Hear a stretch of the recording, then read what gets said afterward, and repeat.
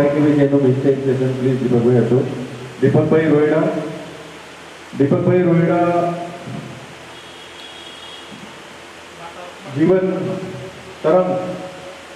News channel और पत्रकारिता के अंदर अग्रसर काम करना है। माता रुक्मणी देवी संस्थान जो जा प्रमुख भी हैं और सजे भारत वर्ष में घूमी करे तो जे माण्हुनि भी समाज के लाए सुठा कार्य कया आहिनि अहिड़े माण्हुनि के गोले गोले करे उन्हनि जो सम्मान करनि था। हर शहर में हर गली में वञी करे हर मोहल्ले में वञी करे त पंहिंजे विच में ॿई महानुभाव आहिनि आहिनि ऐं भावनगर जी धरती ते भावनगर जी प्रजावती मां मिलिंद संतन जो हिते स्वागत कयो था। हिकु दफ़ो मिलिंद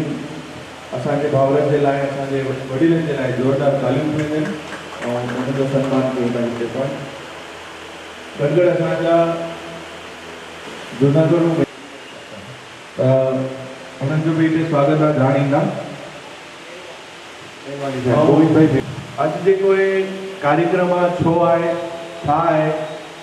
ऐं कोरोना लाइ प्रमाणे लिमिटेड माण्हुनि सां गॾु प्रोग्राम पाण कयूं था त इन कार्यक्रम जो हेतु छा आहे छो इन कार्यक्रम जो आयोजन कयो आहे उनजी सॼी विगतवार डिटेल पाण खे पंहिंजा कुझु दीपक कुमार जी रोहिड़ा साहिब पाण खे ॿुधाईंदा कि भाई कार्यक्रम छा है छो है इनजो हेतु छा है और छो हज़ारों किलोमीटर की यात्रा करे वो समाज की सेवा करने के लिए हिते निकता है। उनको पहिरों पाण पंहिंजे रीति रिवाज मुजब संतन जो स्वागत करण के लिए मां विनंती कंदुमि। संत प्रभाराम महावीर जा ट्रस्टी आहिनि और सुहिणे नमूने इन हॉल के हलाइनि था और उमदा कार्य उमदी सेवा इनकी समाज प्रति आ रहे हैं। रमेश भाई स्वागत करें तो श्यामलाल जी धन्यवाद। रमेश भाई बोलो संत प्रभाराम साहिब की।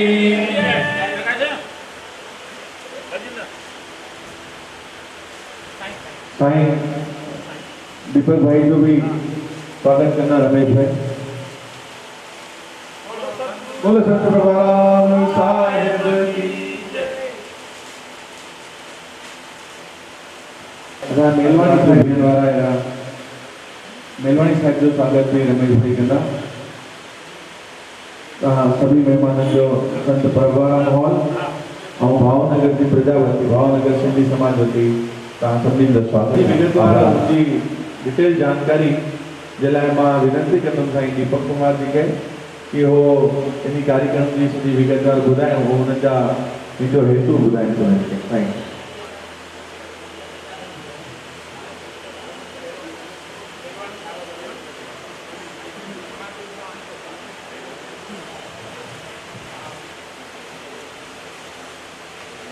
भावनगर की सुहिणी संगत थे हृदयपूर्वक जी दास माता रुक्मणी देवी के पुत्र बारम्बार प्रणाम तो करे पियो। मंच ते विराजमान असांजा कोहिनूर हीरा सदगुरु साईं आयाराम साहब बाबा साईं रंगीराम साहब जन चश्मो चिराग असांजे संत समाज जा सुहिणी मूर्त सुहिणी शख्सियत हिंद सिंध में जिन जूं 19 दरबारियूं उन्हनि जा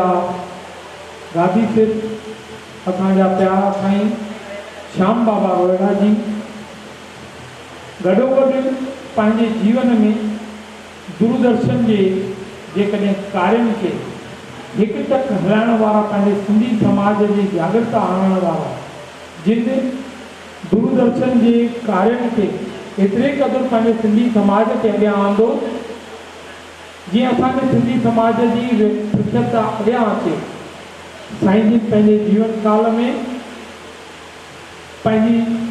उन जिम्मेदारी उन नौकरीअ सां गॾोगॾु पंहिंजे समाज खे कोन विसरिया ऐं इहो ई गुण असां साईं जिन मां सिखियासीं बि।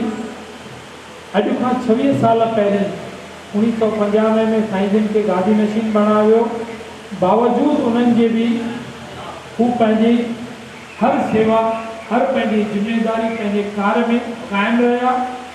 इहा ई असांखे संतनि मां सिखण जी प्रेरणा मिली मां तव्हांजे विच में ज़रूरु ॻाल्हाईंदुसि, जेको कुझु हिन दास वटि अनुभव आहे उहो बि ॿुधाईंदुसि। पर शिष्टाचार मूजिबि असांजे विच में हिकु सुहिणी शख़्सियत जेके जीवन तरंग जा असांजा तव्हांजे हिन सॼी सौराष्ट्र जा अध्यक्ष आहिनि, प्रमुख आहिनि, असांजा ब्यूरो चीफ आहिनि। मां हुननि खे अर्ज़ु कंदुसि त हू अची करे पहिरीं पंहिंजा वीचार प्रकट कनि। असांजे 1.5 साल पुराणी मेलवाणी साहब असां सां गॾु जुड़िया आहिनि। जीवन तरंग परिवार में माता रुक्मणी देवी सामाजिक संस्था द्वारा जेका ही प्रकाशित थी रही है। मूल मंत्र हिकिड़ो ही आहे। जीवन तरंग पत्रिका हज़ारे पत्रिकाओं जो निकिरनि, माण्हू चैनल इहे कढनि वेठा पिया, पर छा लाइ? माता साहब जी सोच इहा हुई उन ज़माने में त असांजे सिंधी समाज में हिकु खां हिकु कोहिनूर रत्न वेठा आहिनि। असांजे सिंधी समाज में संत महात्माऊं वेठा आहिनि जेके असीं सीमित तौर सां पंहिंजो पाण खे अरबी सिंधी ॿोलीअ में सीमित रखी वेठा आहियूं। उन्हनि खे कन्वर्ट कयो वञे, उन्हनि खे हिंदीअ में ॿियनि जातियुनि ताईं, या असांजी जेका नई टई जनरेशन आहे उहे सिंधी कोन था पढ़नि, अरबी कोन था ॼाणनि। केतिरनि महान संतनि जूं जीवनियूं कहाणियूं उहे सिर्फ़ु अरबी सिंधीअ में लिखियल हुयूं। उन्हनि खे असीं ट्रांसलेट करे, उन्हनि खे कन्वर्ट करे हिंदीअ में चेन्नई खां वठी करे हरियाणा ताईं असीं पहुचाइण जो ई कार्य पोयनि 13 सालनि खां करे रहिया आहियूं। दास खे ई सेवा जो मौक़ो मिलियो आहे। मार्गदर्शक तौर सां जीवन तरंग जा असांजा बाबा साईं श्यामलाल साहब असां सां गॾु पोयां हिमत अफ़ज़ाई कंदे,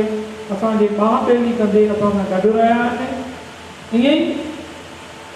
2019 जे हिकिड़े संत सम्मेलन में जॾहिं असीं हरिद्वार में हुयासीं त मूंखे हिकिड़ी सुहिणी मूर्त मिली। सॼे संत समाज जा महामंडलेश्वर साहब, ॿिया गुणी ज्ञानी साईं गंगादास जी, महान शख्सियतूं वेठी हुयूं। हिकु साधारण आदमी जंहिंखे टी शर्ट पातल हो, असीं भोजन पिया कयूं, उमिरि में उन्हनि खां नंढा हुयासीं, ॾाढी निमरता पूर्वक उहो असांजे सेवा में लॻा पिया हुया। पाणीअ जो गिलास हुजे या असांजी जूठी थाली हुजे, मां उन प्यारे खे खणंदे दिलि सां ॾिठो ऐं एॾी उन्हनि में हुब ॾिठी त उन्हनि इहो न सोचियो मां थाली कंहिंजी थो खणां। साईं उथण खां अॻु में नैपकिन हथ में, हर ॻाल्हि में मूंखे ॼण मन खे छुई विया। राति जो 5, 7, 8 संत समाज जा प्रमुख असां सां गॾु वेठा हुया। महामंडलेश्वर साहब, ॿिया श्रीमद भागवत गीता जो 40 खां 45 मिंट उन्हनि यज्ञ तक पंहिंजी ज्ञान गोष्ठी वेठे ॾिनी। असीं सम्झी था सघूं महामंडलेश्वर स्वामी गंगादास उदासीन जी दरबार जे विच में हिकु टी शर्ट ऐं जीन्स पातल प्यारो, उहो जेकॾहिं श्रीमद भागवत गीता जे उपदेशनि सां काई ॻाल्हि करे पियो त सभु संत हुनखे हिकु मुख ॿुधनि पिया। ऐं उन खां पोइ हुननि हिकिड़ो लफ़्ज़ चयो, भाई मूंखे लॻे थो पियो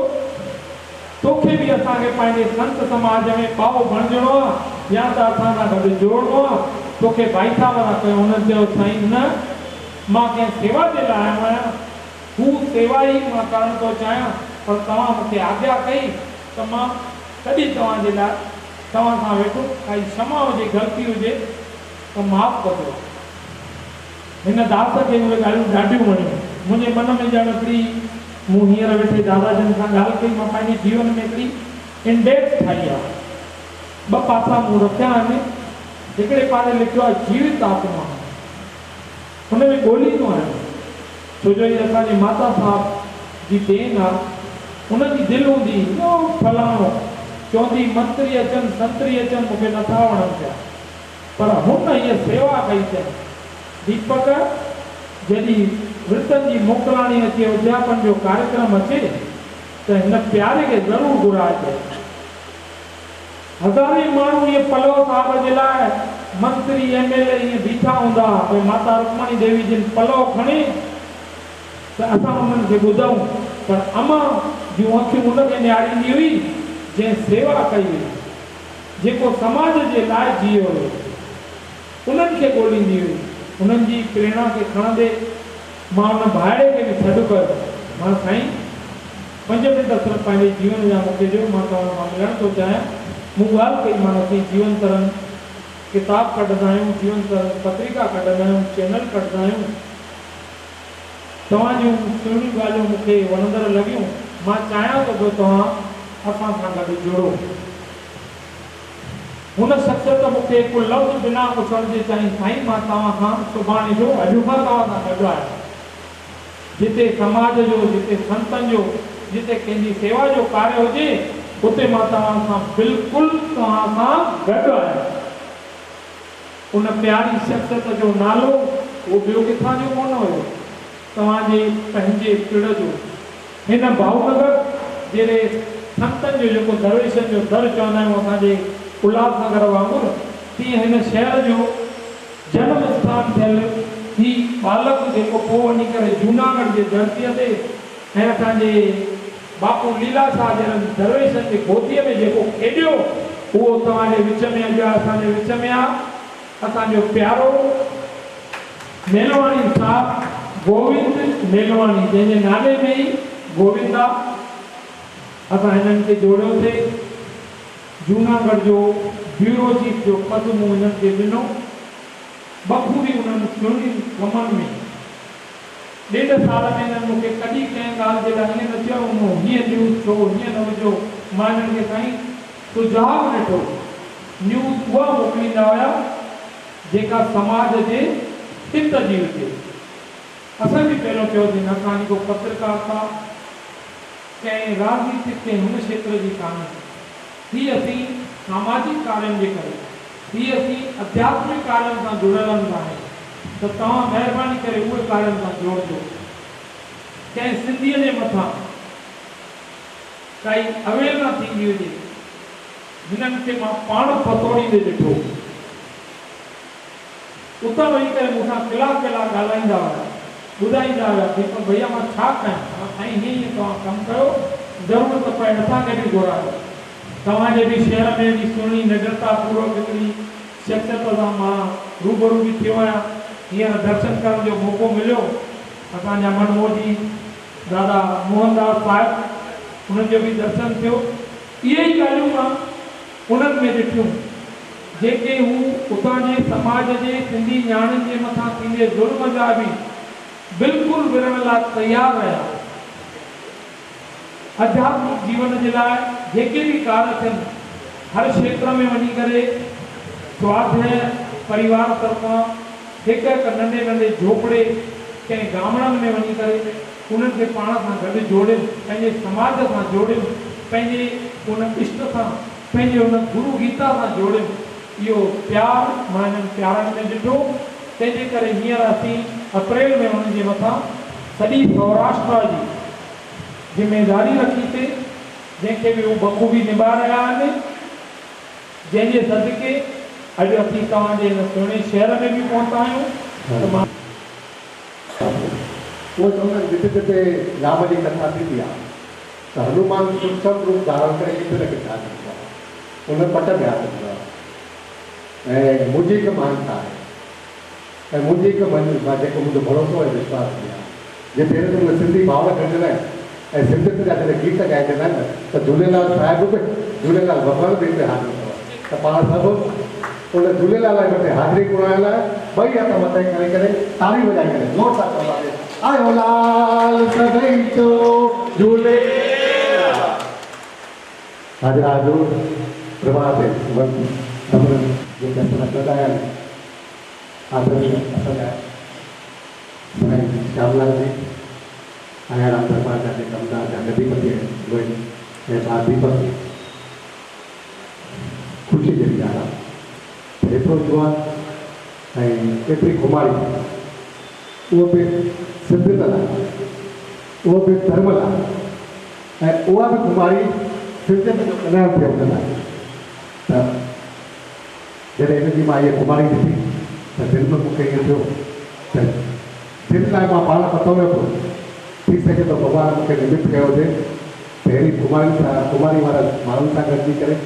समाज खे का नई पहुची बात दीपक जी तमामु सुठी ॻाल्हि कई जेके असां हरिद्वार में हुआसीं तंहिं वक़्त जी ॻाल्हि अथव संत सम्मेलन हो सभु संत वेठा हुआ ऐं गृहस्थी हिकिड़ो माई चर्चा वीचार में जेकी ॿार जन ॻाल्हि कई उन्हनि सभिनी खे ईअं थियो त तव्हांखे असांखे पंहिंजे संत सम्मेलन में संतनि सां गॾु जोड़णो आहे तॾहिं मां दीपक जी मां चयो आहे मां साईं मूंखे थोरो भाव थियो आहे तव्हां त सभु साधू संत आहियो तॾहिं महामंडलेश्वर या गंगादास महाराज जी कि भाई तोखे भाव चओ असांखे ज़रूरत आहे जेको असांखे कमु करणु खपे उहो तूं थो कमु करे गीता जा वीचार धर्म जा वीचार संस्कृति जे विकास जा वीचार संस्कृति जे उत्थान जा वीचार जेके असांखे धर्मशास्त्रनि खे चवणु खपनि असां जेके पाण खे गुरु चऊं था उन्हनि गुरुनि खे करणु खपनि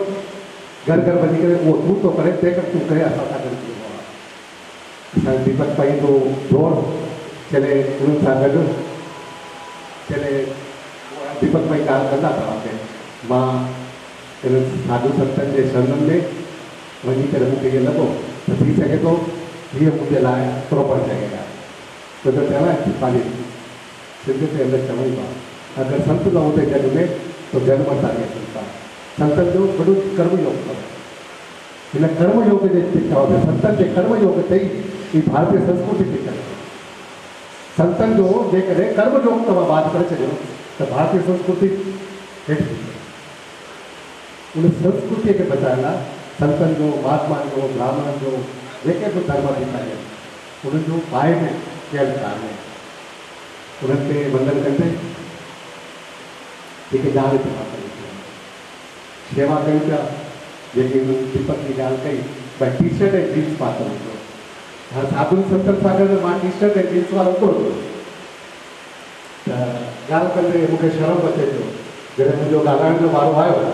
तॾहिं मां इहे शब्द चया जेके दीपक जी ॾाढा वणिया ऐं उन ते इहो त यादि लिखी ॾियो मूंखे इहे शब्द सवेरी अथनि तंहिं वक़्तु मां हुते ॻाइण में संतनि सम्मेलन चयो अॼु माण्हूअ जो हीउ संत केतिरो वॾो हीउ संत केतिरो मान उनजे पाण वेशभूषा था नकी करे जहिड़ो कपिड़ा पातल हुजनि वॾा छोटा थियल हुजनि वॾा तिलक थियल हुजनि पाण खे लॻे बापू हिकिड़ो मान आहे भई वॾो क्या छा त कहिड़ो कपिड़ा पातल हुजनि छा त हिन जा लेस पकाए पाण सभु देश में केतिरो पए तॾहिं मुंहिंजो ॻाल्हाइण जॾहिं वारो आयो मां टी शर्ट ऐं जींस जी बाक़ी सभु जेके वेठल हुआ स्टेज ते सभिनी खे पंहिंजा पैसा वरिता पातल हुआ जेके हिननि जे जेके नियम प्रमाणे जेके संत हुआ हिकु माइयूं जेके टी शर्ट ऐं जींस तॾहिं जॾहिं शर्म थिए पियो त हिन संतनि जे विच में मां टी शर्ट जींस वारो हिननि खे मां गीता जी ॻाल्हियूं न कंदुसि पहिरां ही मुंहिंजी ॻाल्हियूं हिननि जे मगज ताईं मां कन्वे कराए सघंदुसि हिकिड़ो त फिक्स क्वेश्चन फॉर मी मूं लाइ वॾो क्वेश्चन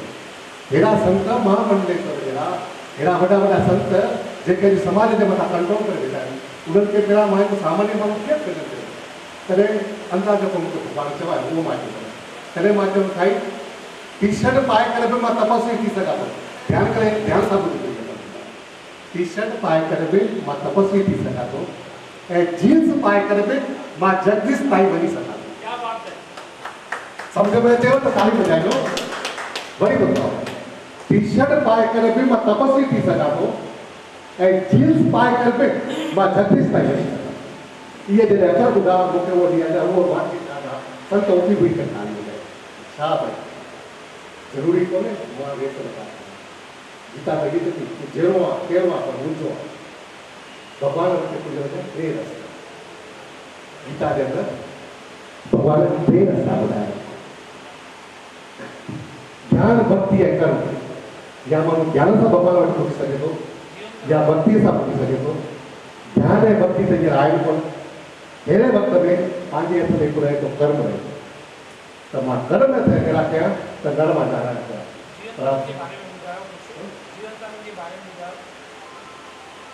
इहे ई ॻाल्हि कयो उहा ई ॻाल्हि जॾहिं इहे ॻाल्हियूं थियूं असांजे दीपक कुमार जॾहिं मूंखे ॻाल्हि कई पैसे जीवन कर्म कयो ॾाढी ख़ुशी हिन जा वीचार तंहिंखां पोइ हिन जा जेके बुक्स मां रेफर कयूं जंहिंमें हिननि जेको समाज लाइ जेको पीसियो आहे दीपक जी इहो पीसो शब्द माना जेके मां कोन रोटी पाईंदी आहे हुनखे गुजरात जो पीसो चइबो आहे, जेको हिननि ध्यानु समाज खे ॾिनो आहे संस्कृतीअ जो, धर्म जो, झूलेलाल जा घणनि ई संतनि जे बारे में केतिरा नाला खणो बेशुमार नाला। हिननि जेको जीवन करण जे रस्ते समाज खे जेको ॾिनो आहे उहो कहो वॾी ॻाल्हि आहे। असां पाण हिन खां परे आहियूं, अञा जीवन करण खे पाण अपनाया समय आहे। जेसिताईं मूंखे सची माहिती न मिलंदी, जेसिताईं मूंखे सची लाह न मिलंदी, तेसिताईं मां भिटकंदो रहियां। अहिड़ा विवेकानंद जा त तमामु सुठा शब्द अथव, माण्हूअ जा सचा दोस्त अथव, सुठा किताब। ॾिठो भई इहे विवेकानंद माण्हू जा सचा दोस्त अथव, सुठा किताब, सुठा किताब तूं माण्हू जा प्रकार ऐं सचा दोस्त। हीअ किताब शब्द न चइजे, ग्रंथी चइजे। ये जेके भी धर्म मंत्री के मैगेजर निकली नालो भले मैगेजर जो तो समझाने को पर ये मैगेजर कोने इनको पाजे लायक ग्रंथ ये जीवन तरफ ये असांजी मैगेजर कोने या पत्रिका कोने पर असां संदेश आहे। जीवन तरफ ये असां पत्रिका कोने पर ये मूंखे राह ॾेखारण लाइ रोशनी जो टॉर्च जो कमु करे। ये टॉर्च केतिरी हूंदी आहे पर तव्हां 100 किलोमीटर हली सघंदा आहियो, रोशनी त अॻियां हलंदी वेंदी, उनके आधार पे रोशनी तव्हां ऊंधे मां पार थींदो। जीवन तरफ़ इहो कमु करे मां मुंहिंजो थो ॿुधायां। घणा ई अहिड़ा ॿ टे जेके मुंहिंजा पत्रिका जेके पढ़ियूं उन्हनि में जेके मुंहिंजा लेख ॾिठा या जो असां पढ़ियासीं दिलि ख़ुशि थी वियो त असांजो दीपक जी एतिरी नंढी उमिरि में केतिरे नमूने अंतर उन साहित्य जे अंदरि, संस्कृति जे अंदरि ऐं हेतिरनि जेके असांजा धर्म अधिकारी जेके असांजा संत थी विया, महात्मा थी विया, भक्त थी विया, उन्हनि जे बारे में हिननि खे केतिरी ॼाण, उन्हें जो सचो रूप खणी अचो वधीक आहे। वो अंग्रेजी में एजुकेशन चइबो आहे, जेके पाण पढ़ाई चवंदा आहियूं, उनजो सुठो मतिलबु निकिरंदो जेके तव्हां मां के भाउ पढ़ियो हुजे। एजुकेशन जो अर्थ जो कोन what is the meaning of the education? Once question is asked by the one literate person, हिकु भले गॾियल माण्हू हिकु ॼणे खां पुछो, हिकु संत खां पुछो एजुकेशन छा आहे? ग्रेजुएट जो इहा एजुकेशन आहे, मां मास्टर डिग्री वरिती वो एजुकेशन आहे? अरे वो तो इंफॉर्मेशन आहे। एजुकेशन में छा जेके जवान छोकिरा वेठा उन्हनि खे मां चवणु चाहियां एजुकेशन जो मतिलबु जेको पंहिंजो अर्थ आहे जेको गीता में लिखियलु आहे, साहित्यकार शास्त्र में लिखियलु आहे, उहो मां तव्हांखे ॿुधाइणु चाहियां। Education nothing but it draw out तव्हांजे ॿारनि में शागिर्दनि में छा आहे उनखे ॿाहिरि कढो ऐं उहो उनखे वरी थो चवां। अॼु असांजो समाज बदतर छो थियो आहे? सभिनी खे थियो न इंजीनियर, सभिनी खे डॉक्टर थियो आहे, सभिनी खे हिक ॿिए जे पुठियां रीस जे पुठियां माना कंहिं वक़्तु मूंखे यादि आहे केमिकल इंजीनियरिंग जी वेई हुई, सभु केमिकल इंजीनियरिंग जी। पोइ छा थियो? बुख मरण जो वारो आहे, जेके भाउर हूंदा आहिनि सिविल इंजीनियरिंग जो वारो आहे त सभु सिविल इंजीनियरिंग ऐं मां त सभु इहे चवंदा असांखे कहिड़ो ॿारनि खे असांखे पढ़ाइणो आहे जंहिंमें नौकिरी मिले, ग्रेड ओरिएंटेड जंहिंमें असांखे पेट भरे। असां कॾहिं वीचारियो कोन्हे ॿार जो विकास छा आहे, मुंहिंजे ॿार जो विकास थिए, मूंखे अहिड़ो हिनखे पढ़ाइणु खपे। आदिकाल में तव्हां राम कॉलेज में हलिया वञो या कृष्ण कॉलेज में वञो, ॿार जी लाइन जी पसंदगी उतां जा आचार्य कंदा हुआ, गुरू कंदा हुआ। राम खे कहिड़ो कोर्स करणु खपे? राम भले क्षत्रिय जो पुटु हो, राजा जनक जो सॉरी राजा दशरथ जो पुटु हो, जॾहिं वशिष्ठ जे आश्रम में वियो पढ़ण लाइ तॾहिं उनजी लाइन उन गुरूअ कई। राम खे चई तूं ख़ाली क्षत्रिय में न फिट थींदे, गॾोगॾु तोखे वेद सिखणा आहिनि ऐं तव्हांखे ख़बर हुजे धन्वंतरी जेको पाण वटि आहे, जेके आयुर्वेदिक चवंदा आहिनि, उनजे पाए जे अंदरि राम जो वॾो पाण अथव, जेके साईं खे ख़बर हुजे। इहो गुरू पसंदि ऐं अफ़सोस अॼु असां पसंदि था कयूं। मुंहिंजो छोकिरो बी सिविल थी वियो, मुंहिंजो छोकिरो डॉक्टर थी वियो, पोइ छा थो थिए? छोकिरे में कैपेसिटी आहे या न? छोकिरो लाइक़ु आहे या न? पोइ छा चवंदा आहिनि साईं मुंहिंजे हिकु ॼणे मां मुंहिंजी गुना में थो कयां, हिकु ॼणो मां कंपनी सेक्रेटरी आहियां ऐं कोस्ट अकाउंट, कुदरती मुंहिंजे घरु आयो कि मुंहिंजो ई छोकिरो आहे CA में पास ई कोन थो थिए। मां घणी ट्राई ॾिठी, चई साहिबु गुजराती हो चए साहिबु पधारे नथी ॾिनी, 17 ट्राई ॾिठी, चए मां कैंसिल रजिस्ट्रेशन 17 ट्राई CA जे अंदरि, CA बोर्ड हुनजो रजिस्ट्रेशन कयो। तॾहिं मां हिन ॿी खां पुछो પેલા એને કેપેસિટી આય કરી પેલા તો કદી માથું આય તે મારા છે કાકા દીકરા છે ને એ સીએ છે એટલે મેં કીધું આ મારો દીકરો પણ સીએ થાય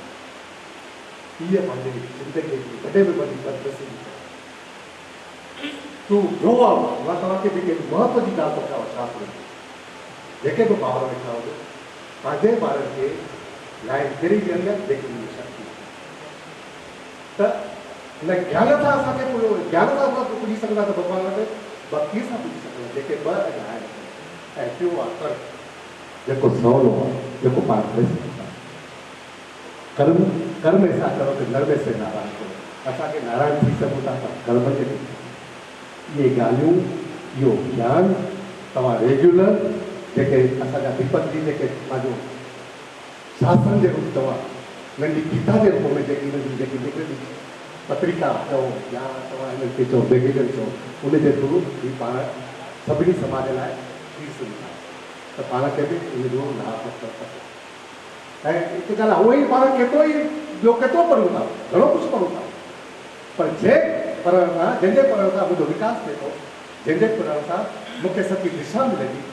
जंहिंजे पढ़ण सां मूंखे सचो ज्ञान मिले थो ऐं भॻवान ताईं पहुचण जो रस्तो मिले थो उहो ई सही आहे शास्त्र चए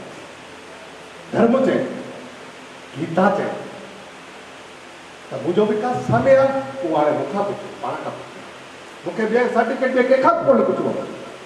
मां पंहिंजे पंहिंजे पाण खां पुछो मुंहिंजो विकास साम्हूं आहे विकास जो अर्थ इहो न सम्झो मुंहिंजी ॿ दुकान मां चारि कई आहे मां हिन दृष्टिकोण थो पुछो पिया मुंहिंजो वैदिक रीते कहिड़ो विकास आहे मुंहिंजो धार्मिक रीते केतिरो विकास आहे मुंहिंजो पर्सनल जेको मुंहिंजो डेवलप थियो आहे जेको मां मुंहिंजो जीवन दुनिया खे वणा उनजी चिंता आहे पर मां प्रभु खे वणा उनजी चिंता कयां त मूंखे प्रभु खे वणो आहे उन लाइ मुंहिंजो जीवन कहिड़ो हुअणु खपे मां कुदरत जे खोड़ में ॼाण मां बि आहे न जेकॾहिं ॿार किनो थी वियो हूंदो आहे न चडी भरिजी वेंदी आहे न त मां बि डायरेक्ट पंहिंजे खोड़े में कोन पंहिंजे घोट में कोन उनखे साफ़ कंदी आहे रोज़ तंहिंखां पोइ पंहिंजे घोट ॾींदा हिकु भॻवानु आहे कॾहिं उहो बि चवंदो आहे पुट तूं आहे किनो तूं वीचारे किथे किनो आहे पंहिंजे कर्मनि सां किनो आहे तूं पहिरियों साफ़ त उहो रस्तो केरु असांखे साफ़ केरु कंदो असांजे जीवन में जेको गंद लॻल आहे जेका मां पंहिंजे पाणीअ धोई असां पंहिंजे ॿार खे साफ़ करे थी त असांखे इहो जेको असांजे अंदरि जेके गंद लॻल आहे उन में साफ़ केरु कंदो त अहिड़ा जेके अचनि था असांखे भक्त जेके अचनि था साधु संत महात्मा जेके अहिड़े नमूने ज्ञान आहिनि था ज्ञान जी गंगोत्री वहे थी उन गंगोत्री में पाण सनानु कयूं मां हिकु बि निवेदन वरी तव्हांखे वेनिती कंदी त जेको जीवन तरफ़ जो जेको हीउ निकिरे थो हिकु दफ़ो तव्हां हुन लाभ वठो हिन में कुझु बि ॾियणो कोन्हे खाली पढ़णो आहे हिन में अहिड़ो न थींदो भई सुभाणे असां जीवन तरफ़ बराबरि नाही सुभाणे फार्म भराइनि पोइ चवंदा हाणे कंपलसरी करिणो अथव इहे अहिड़ो कुझु कोन्हे पढ़ण खां पोइ पाण जे साथ सां पुछिजो हिन में मूंखे छा कॾहिं मां वेठी अहिड़ी गंगोत्री वणंदी हुजे हरिद्वार विया हुजूं ऐं वापसि वरी भावनगर अचूं हिते भाउ मूंखां पुछे मनमोजी कहिड़ो भैया बेलवानी हरिद्वार में हा मां वियो हरिद्वार पोइ गंगा में सनानु करे ऐं मां न चवां त मनमोजी वटि मुंहिंजी इंप्रेशन छा थी पोइ कहिड़ो बदनसीब आहे निभागो हरिद्वार में सनानु कोन करे आयो हिते अहिड़ो त कोन्हे वीचारिक गंगोत्री निकिरी धार्मिक गंगोत्री निकिरंदी अहिड़ा सुठा कथा हुनजो पाण खे सार वठणु खपे इहे ई रस्ता आहिनि जेके पाण खे इख़्तियार करणा वरी कॾहिं मां पंहिंजो वक़्तु पूरो करण खां पोइ वरी चवंदुमि जीवन में जेकॾहिं मूंखे प्रभु खे वणो आहे तेरा कर्म करणु पवंदो उहो कर्म मूंखे केरु सेखारींदो उहो सची आहे केरु सेखारींदो न सुठा दोस्त था मिलनि ऐं सुठियूं ॻाल्हियूं न टीवी मां थी मिलनि न कॉलेजनि मां थी मिलनि न स्कूल मां थी मिलनि इहे ॻाल्हियूं जेके अहिड़ा संत आहिनि महात्माऊं जेके ज्ञान पीड़िसनि था ज्ञान ॾियनि था उनजो सहारो तव्हांजो पंहिंजो कल्याण मुंहिंजे कुटुंब में त इहे वीचारा जीवन में अपनाइण जी पाण कोशिशि कंदासीं मां तव्हां सभिनी खे असांजा प्यारा मेलवाणी साहब गोविंद मेलवाणी जी जिन जे नेक वीचारनि खे ॾिसंदे जे इन्हनि जे कर्मनि खे इन्हनि जे कर्मयोगी ॻाल्हियुनि खे ॾिसंदे असांजे गुजरात सिंधी समाज जे गौरव जे लाइ विषय थी जो तंहिं ॾींहुं राति जो विश्व सिंधु परिषद असांजे संत समाज जे पारां हिन प्यारे खे गुजरात जो प्रमुख करे मान्यता ॾिनी वई ऐं उन्हनि खे इन्हनि ई वीचारनि जे करे गॾु खयो वियो। हाणे मां वेनिती कंदुसि गॾोगॾु तव्हां सभिनीनि खे बि चाहींदुसि त तारियूं वॼाए स्वागत कयूं असांजे विच में वेठल सुहिणी सूरत मुरणी मूरत असांजे प्यारे श्याम बाबा जन जो। गॾोगॾु हिकिड़ी सुहिणी ताड़ी असांजे प्यारे भाउ सिंधी सपूत कमलेश भाई लाइ ज़रूरु घुरंदुसि, जंहिंजे सदके जंहिंजे चाह जंहिंजे लगन सां असीं हिते भावनगर जी हिन पावन भूमीअ में पहुची करे हेरनि संतनि हेरनि दरवेशनि हेरनि विद्वाननि जा सचूं असांजी अमर जो साईं हिकिड़ो लफ़्ज़ हूंदो हुयो, चवंदी हेरू पकड़ा संत कर्म सां थींदो आहे। हिकिड़ो उन्हनि हिकिड़ो टाइटल ॾिनो हुयो पंहिंजे हूंद में जॾहिं उहो ॾींदा त कर्मयोगी संत। मां फलाणे खे चओ था सम्मान था कयूं त उहे संत त कोन्हनि, तव्हां चओ था न पुटु हुननि जे वेशभूषा ते न वञ पर हुननि जे करणीअ ते ज़रूरु अवश्य वञ। त कोई जनम वठी करे थो अचे जेको संत थो बणिजे, पर कोई अहिड़ो बि प्रेमी आहे जेको पंहिंजे कर्म करण सां कर्मयोगी बणिजी करे ऐं संत जी कारण वांगुरु उन्हनि कारण खे अॻियां थो वधाए। त अहिड़ियूं सुहिणियूं शख़्सियतूं असांजे विच में आहिनि। असांजा प्यारा भाउ कमलेश जी, दादा मोहनलाल जी, मनमोजी जी, उन्हनि ई सभिनि खां असीं प्यार भरो आशीर्वाद वठण हिते आया आहियूं। असीं कुझु ॾियण में आया आहियूं। मुंहिंजा भाउ थोरो सो मुंहिंजे बेस खे इको गुम करे हिकदमि प्लेन करे छॾियो, आवाज़ फुल रखो मुंहिंजो, हा थोरो आवाज़ वधायो, बिल्कुलु उहो ई, हा थैंक यू। हिकु ज़ोरदार तारी भाई असांजे माइक वारनि लाइ बि, छो जो एको थो अचे, मूं पंखा बि बंदि कराया भई गर्मीअ में वेहंदासीं पर आवाज़ घटि में घटि ॿुधणु अचे कंहिंजो। त कोशिशि इहा ई रही आहे त हिन पात्र में कुझु न कुझु खणी निकिरूं, कंहिंखां न कंहिंखां आसीस वठी निकिरूं, छो जो तव्हांजूं आसीसूं ई असांखे अॻियां वधाईंदियूं, तव्हांजे प्यार ई असांखे प्रेरणा जगाईंदो। असां और कुझु करण जे लाइ अॻियां वधंदासीं ऐं कुझु कंदासीं। माता साहिब जो संकल्प मां अॻियां तव्हांखे ज़रूरु ॿुधाईंदुसि, पर मां चाहींदुसि पहिरीं असांजे विच में ही सुहिणी सूरत असांजा बाबा साईं श्यामलाल जी, उन्हनि खे अर्ज़ु कंदुसि त साईं जन पंहिंजे मुखराविद मां ॿ सुहिणा शब्द ऐं गॾोगॾु हिकिड़ो सुहिणो भॼन बि सतगुरुनि जो या जेको साईं जन खे वणे प्यारी संगत जे लाइ ज़रूरु चवनि। धन्यवाद, ज़ोरदार तारीफ़ भाई, बिल्कुलु। बोलो माता रुक्मणी देवी की जय, बोलो साईं राम साहिब की जय, बोलो बाबा प्रभाराम साहिब की जय, बोलो बाबा वासुराम नंद फकीर की जय। आयो लाल सभई जो झूले। प्यारे प्यारे असांजे साईं बाबा नंदलाल फकीर साहिब जी हिन दास मथां आसीस रही आहे। भाई साहब असांजा अशोक कुमार जी, बाबा साईं जैसल फकीर साहब दरवेशनि जा दर मुंड खां वठी उन्हनि जी चाट ते चुमंदा रहिया आहियूं। माता साहिब जे करे त मां चाहींदुमि हुन बाबल जी बि जय। असांजे प्यारे बाबा नंदलाल साहिब की जय। वरी सुहिणी सूरत हाज़िरा हुजो, प्यारो असांजे विच में अञा आयो कोन्हे, मुंहिंजो नंढो भाउ प्यारो दीपक लाल, उन्हनि जे लाइ बि सुहिणी सुहिणी जय। बिल्कुलु साईं जन चयो आहे डॉक्टर दयानंद जो कीमती भजन, सत्संग कर तूं शरदा सां मनुष्य जन्म अमोल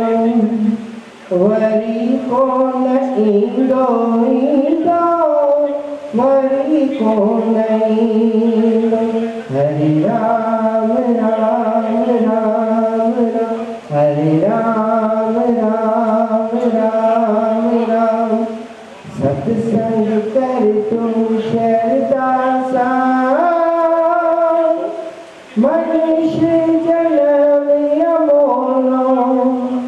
वरी को न ईंदो ईंदो वरी को न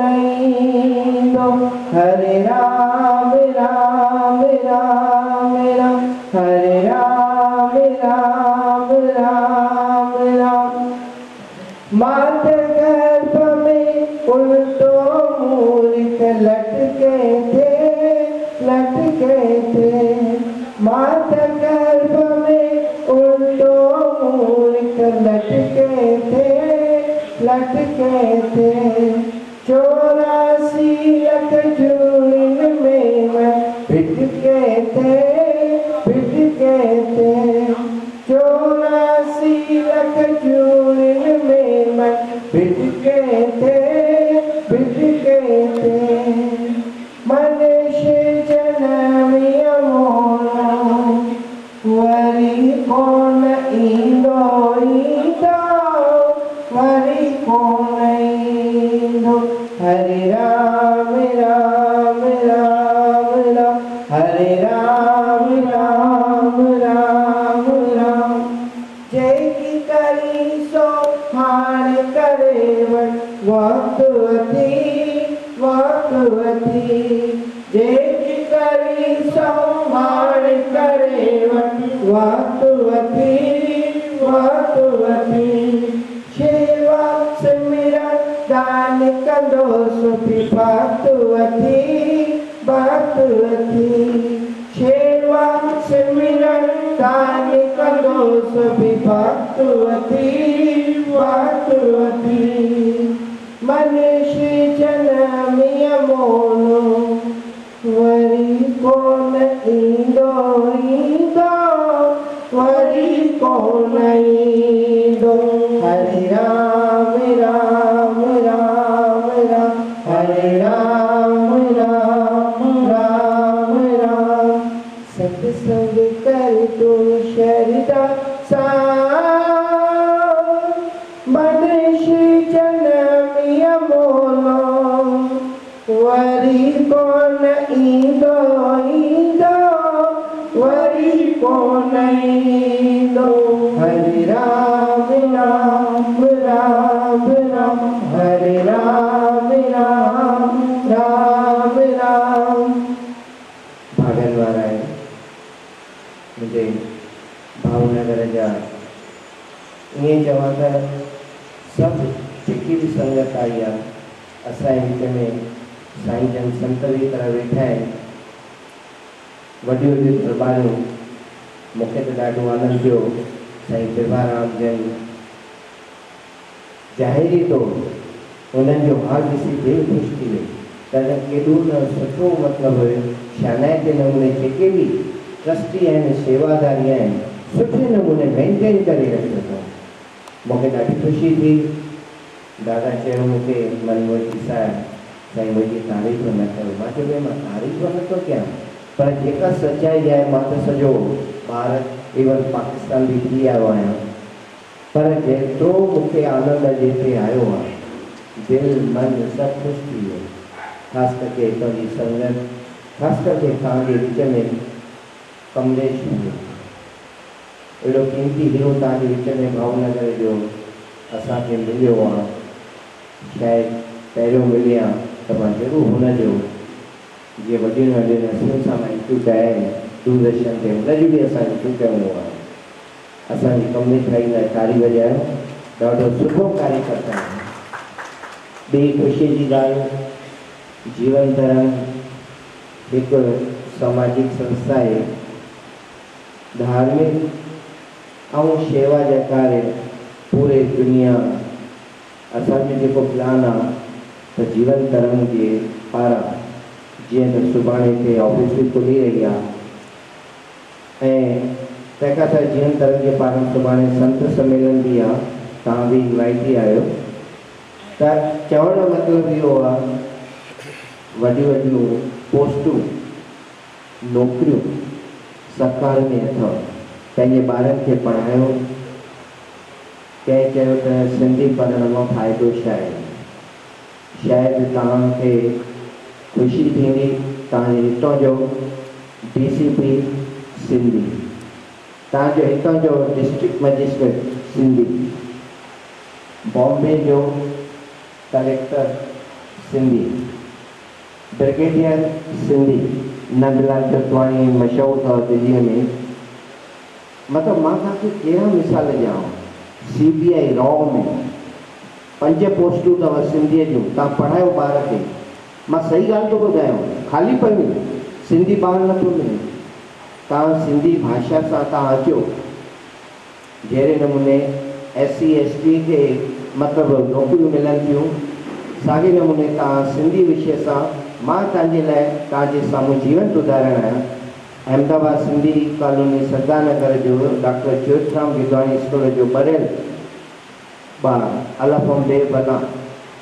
माण्हू चवंदा आहिनि त साईं अलफ़म बे बना बे पलो बे बोलो थे तारो थे टूटे सवाल में त छा मिलंदो। मां चयो तव्हां पढ़ो त साईं, पढ़ी करे कान था अचो। मां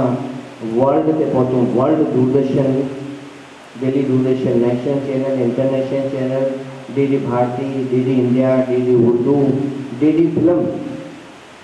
चवण मतिलबु मां इन करे थो ॿुधायां त पढ़ाई अजाई न वेंदी आहे, पढ़ाई टियों नेत्र हूंदो आहे। तव्हां सिंधी विषय खणी करे IAS IPS दिल्लीअ जी हिकिड़ी भेण टॉपर आई आहे, जीअं हिते DCB सिंधी आहे त उते असांजी हिकिड़ी भेण न्याणी सभिनी खे पोइ ते करे अॼु उहो सिंधियाणी छोकिरी जेका deputy commissioner of police Delhi थी आहे,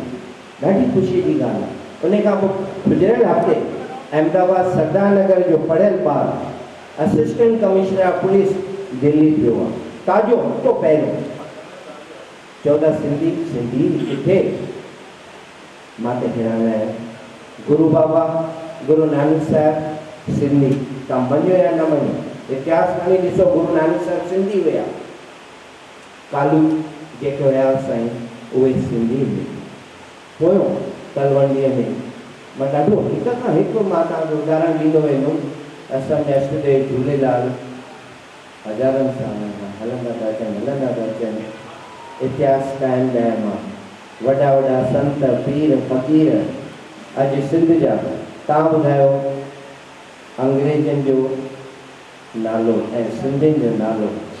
अॼु तव्हां वर्ल्ड जे कंहिं बि कुंड पुरुष में हलिया वञो, तव्हांखे सिंधी ज़रूरु मिलंदी। सिंधीअ जो दाल पकवान है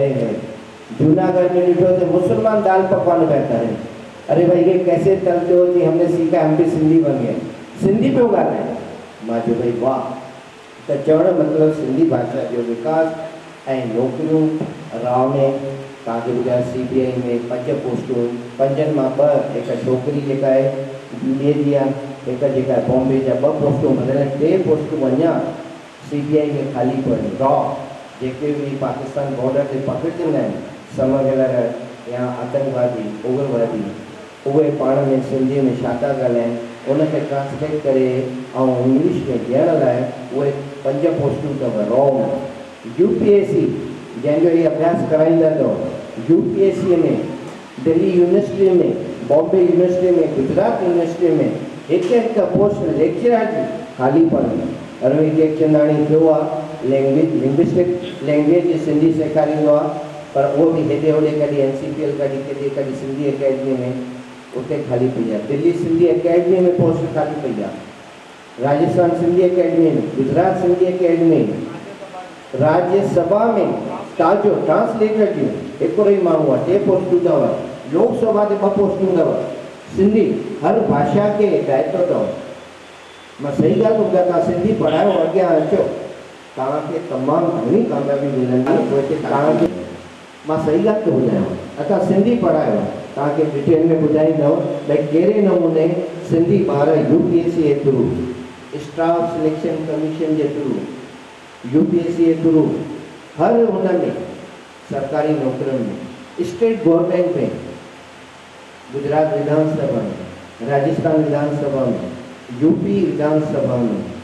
तव्हांखे रैंक सां सिंधीअ जे हिसाब सां पोस्टूं ॾेखारियो। जहिड़े नमूने लोकसभा ऐं राज्यसभा में साॻे नमूने सां विधानसभा में बि, विधान परिषद में बि हिकु सिंधी पोस्ट अथव, माण्हुनि खे ख़बर ई कान्हे। मां सही ॻाल्हि थो ॿुधायां, पढ़ायो, असां तव्हांखे हेल्प कंदासीं। मां अॼु पोणा 2 साल थिया मां रिटायर थिया वर्ल्ड खां। मां भागंदो आहियां जो मूंखे लता मंगेशकर सां इंटरव्यू करण जो मौक़ो मिलियो। देवानंद जी डेथ खां पहिरियों लास्ट हुनजो इंटरव्यू मां कयो दूरदर्शन जे लाइ। अॼु बि इतिहास आहे, मन्ना डे जो इंटरव्यू मुंहिंजे नाले सां आहे। अॼु बि आर्काइव में यूट्यूब ते मुंहिंजो नालो विझंदा, हज़ारे प्रोग्राम अथव। त मां आसमान मां न पढ़ो, इहो सिंधी पढ़ी करे मां पहुतो आहियां। मां सही ॻाल्हि थो ॿुधायां, महिनत कयो, ॿारनि खे सिंधी पढ़ायो, किथे जो किथे पहुची सघो था। मां सही ॻाल्हि थो ॿुधायां। एडमिरल टहलियाणी साईं विंग कमांडर नंदलाल जोतवाणी क्या ॿुधायां अॼु वर्ल्ड ते आहिनि अॼु लोकसभा में अॼु हर साल अमर शहीद हिंदू कालाणी के प्रोग्राम हलंदो आहे इन दास खे मौक़ो मिलियो उहो प्रोग्राम ठाहिण हर साल उनजे मईअ में साईं उनजो ॾींहुं ईंदो आहे हर साल हलंदो आहे लोकसभा में अॼु मूंखे मतिलबु ॾाढी ख़ुशी थींदी आहे जंहिं महिल ॿुधंदा आहियूं त भारत जो भूतपूर्व उप प्रधानमंत्री लालकृष्ण आडवाणी अॼु इतिहास में ठीकु आहे प्रधानमंत्री राष्ट्रपति लख जी ॻाल्हि आहे पर उप प्रधानमंत्री पद ते पहुचण वारो पहिरियों सिंधी साईं LK आडवाणी साहिबु चवण जो मतिलबु इहो आहे मां त पूरो भारत घुमियो आहियां बेंगलोर हलिया वञू कलकत्ता हली वञू बॉम्बे हलिया वञू तव्हांजे तमिलनाडु केरल में असांजो गवर्नमेंट दूरदर्शन जो गेस्ट हाउस उतां जो जेको केयर टेकर उहो सिंधी भई तूं कीअं हिते पहुते जंहिंसे मां सिलेक्ट कया सिंधी भाषा जे हिसाब सां अलाए किथे किथे पोस्टूं आहिनि मां सही ॻाल्हि थो ॿुधायां काॾे रही केरल काॾे रही अंडमान निकोबार उते जेको पाणीअ जो शिप जो मतिलबु हुई उन जी नंढी पोस्ट टिकटूं चेक पियो करे मां चयां तूं सिंधी थो लॻे या मां सिंधी आहियां के मेघराजमल नालो आहे मूंखे एॾी ख़ुशी थी मां जो काॾे रही अंडमान निकोबार अॼु बि कोई वञे अंडमान निकोबार शिप जो टिकटूं चेक कंदा आहे नंढी पोस्ट आहे पर ख़ुशी थी त सिंधी मुंहिंजो साईं त हा सिंधी आहे त चवण जो मतिलबु इहो आहे त तव्हां पंहिंजे ॿारनि खे पढ़ायो सम्झनि इन खां पोइ असांजो जीवन करण जो पहिरियों मक़सदु इहो आहे त सुठा ॿार अच्छा ईअं न आहे त भई किथे किथे छा थींदो आहे तव्हांजे लाइ दादा वेठा अथव हितां जा ब्यूरो चीफ अथव सौराष्ट्र जा किथे अगरि ॿारनि खे पढ़ण में काफ़ी दिक़त थी थिए किथे स्कॉलरशिप खपे तव्हांखे वठी ॾींदव मां सही ॻाल्हि थो चवां हिन जो नंबर नोट कयो हिंदुजा सां मां SP हिंदुजा सां ॻाल्हायो चई साईं हर साल असां ॾींदा आहियूं त ॿार आहिनि वॾी वॾी स्टडीअ लाइ असां कढूं था गुजरात जी हिकिड़ी उहा नई टीम ठाही अथऊं छा न आहे अॼु दीपक साईं सां ॻाल्हाइण थियो चई साईं मां उहो बि चाहियां त तव्हां बि जेकर पंहिंजे ॿारनि खे वधायो ऐं पढ़ायो सुठी पोस्टनि ते छो न त कलेक्टर थी सघे थो साईं